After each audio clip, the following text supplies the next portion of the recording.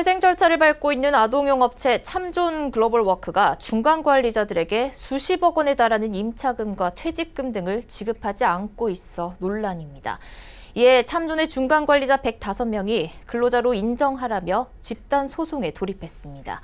중간 관리자의 근로자 지위 확인을 요구하는 소송으로는 국내 최다 인원인데요. 이를 취재한 경제산업부 문다혜 기자와 법적 해석을 해주실 법무법인 주원의 임현철 변호사님 나와 계십니다. 먼저 문다혜 기자 단독 보도 보시고 자세한 이야기 나눠보겠습니다. 참존이 유통점에서 자사 브랜드의 매장 관리를 담당하는 중간 관리자들에게 보증금과 퇴직금, 임금을 지급하지 않고 있습니다. 피해자만 220여 명, 피해 금액은 집계된 것만 20억 원에 달합니다. 중간 관리자들은 참존에서 일하기 위해 평균 1,000만 원 상당의 보증금을 내야 했습니다. 때문에 적게는 500만 원에서 많게는 3천만 원에 이르는 금액을 돌려받지 못하고 있는 상황입니다. 이는 참존의 부도 사태로 인해 벌어진 일입니다. 부도 후 회생 절차에 들어간 참존이 자금 사정이 어렵자 중간 관리자는 근로자가 아니라며 지급을 거부한 것입니다. 기업 회생 개시 결정 시 근로자의 임치금과 퇴직금, 임금은 공익채권으로서 최우선 순위로 변제되지만 중간 관리자들은 일반적인 회생 채권으로 취급돼 돌려받기 어려운 것입니다. 소송에 참여한 이들은 중간 관리자가 근로자가 아니라는 참존의 주장에 대해 분개했습니다. 중간 관리자들은 실질적인 근로자였다는 호소입니다. 저희는 100% 근로자라고 생각합니다. 저희는 계약할 때 사업자도 없었고 원천 징수로 세금을 3.4% 내고 있었거든요. 여기서 주는 티셔츠도 단체복을 입고 1년 되면 이제 재계약을 하게 되는데 그때 계약을 할 때 저는 월급제로 했어요. 지금 현 매니저들도 그렇게 받고 있는 사람들이 많아요. 더불어 참존은 중간 관리자들에게 재직증명서를 발급했고 직위란에 사원이라 기재했습니다. 일부에게는 퇴직금도 지급했으며 근로자와 사업자 여부를 가릴 수 있는 개인사업자 등록도 요구하지 않았습니다. 특히 부도 당시 참존 대표이사는 중간 관리자들의 보증금을 공익채권으로서 모두 변제해주겠다고 약속한 바 있습니다. 이는 참존이 중간 관리자들의 보증금이 근로자의 보수, 퇴직금, 임치금 등에 해당함을 인지했다는 증거입니다. 이에 참존의 중간 관리자 105명이 참존을 상대로 근로자성을 인정하라며 집단 소송에 나섰습니다. 근로자 지위 확인에 대한 소송 중 국내 최다 인원입니다. 이번 소송을 통해 그간 유통업계에서 만연했던 중간 관리자들의 근로자로서의 권리가 입증될지 주목되고 있습니다. 서울경제TV 문다혜입니다. 네, 앞서 리포트에서 보신 대로 중간 관리자가 근로자냐 아니냐를 두고 논란이 일고 있습니다. 이러한 논란은 참존이 처음이 아니라고 합니다. 유통업계에서 사실은 이러한 일들이 비일비재하다고 하는데요. 이와 비슷한 사건들을 살펴보고 더불어 법적 해석까지 들어보겠습니다. 먼저 문 기자, 이 참존의 사태처럼 유통점에서 직원으로 일은 하고 있는데 실제로 근로자가 아닌 경우가 많다고 하던데요. 현재 유통업계 고용 구조 현황이 어떻게 됩니까? 네, 일반적으로 백화점이나 대형마트, 면세점 등 유통점의 경우 정규직으로 유통점에 소속된 직원은 굉장히 적습니다. 유통점이 직매입보다 자릿세를 받는 특정 매입 방식으로 영업을 하기 때문에 각 브랜드가 직원 고용을 하는 구조입니다.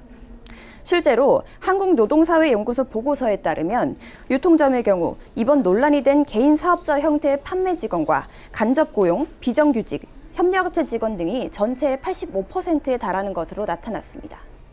그렇다고 브랜드 업체의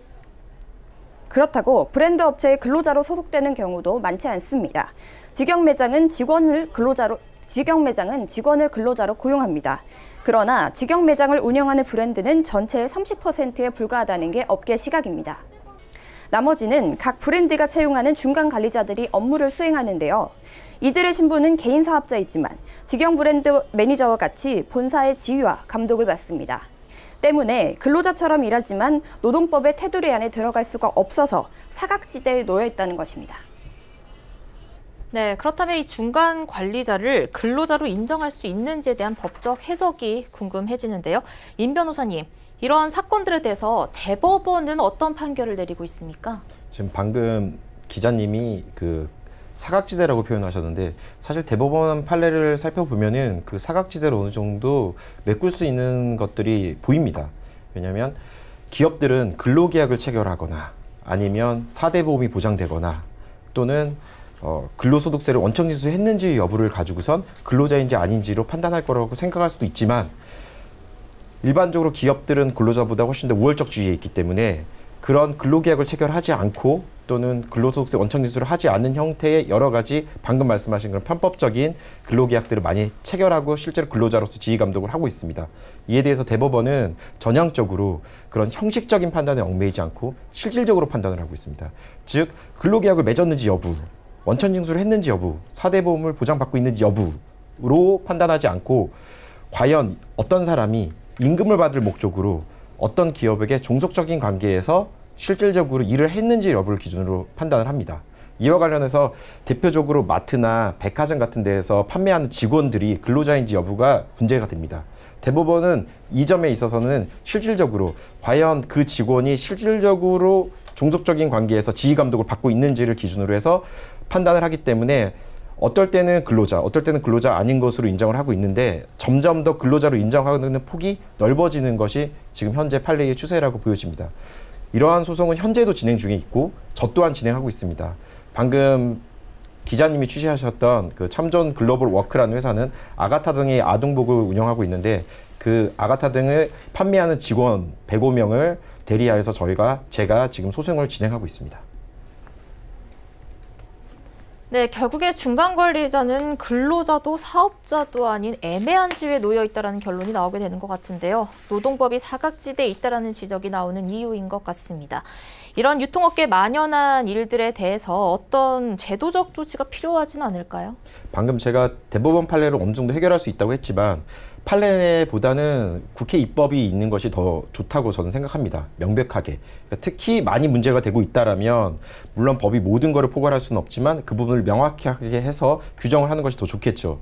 그런데 최근에 최저임금 상승 등이 기업에게 부담이 되고 있는 것은 사실입니다. 기업에게 갑작스럽게 이 많은 비정규직이나 아니면 이런 편법적으로 하고 있는 사람들 모두를 근로자로 인정하라고 하면 기업들도 분명히 반발을 할 겁니다.